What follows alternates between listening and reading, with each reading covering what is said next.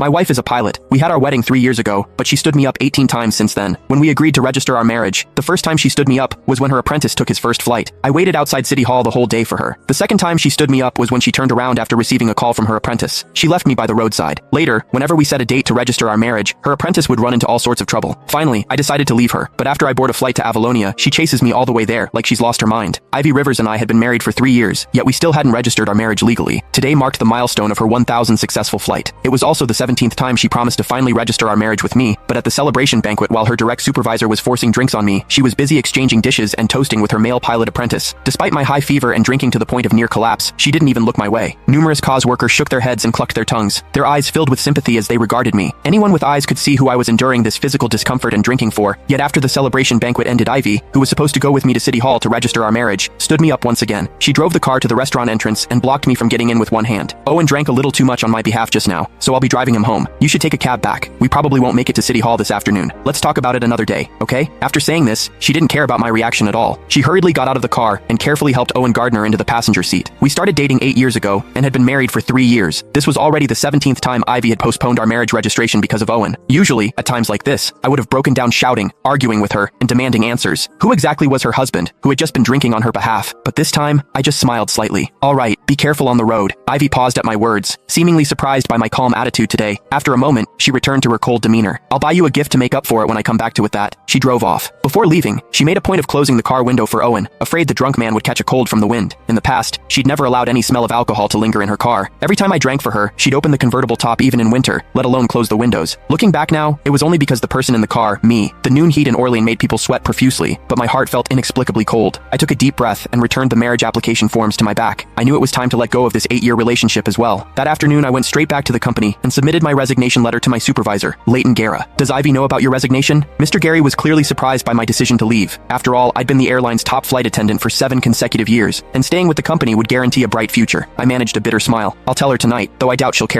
These past few years you two flew new routes to get together, and won company awards together. The CEO even attended your wedding personally 3 years ago. Everyone was so envious, but I suppose Mr. Guerra trailed off with a long sigh, his voice full of regret. Yes, those were indeed beautiful memories, but memories were just memories. We could never go back. After submitting my resignation, I returned home around 10 p.m. The house was eerily quiet and empty. On my phone, a social media post from Owen popped up because he'd specifically tagged me. The caption read, "Special, thanks to my beautiful mentor for staying by my side all afternoon as a thank you. I'm taking her to Marcus Vay's concert tomorrow. Looking forward to it." I knew then that Ivy, who'd said she'd come home at noon, wouldn't be returning. This had happened too many times in our 3 years of marriage. After making myself a simple bowl of instant noodles, I opened my email looking at the job offers from over 10 airlines across different countries. My cursor landed on the one from Meridian Airways in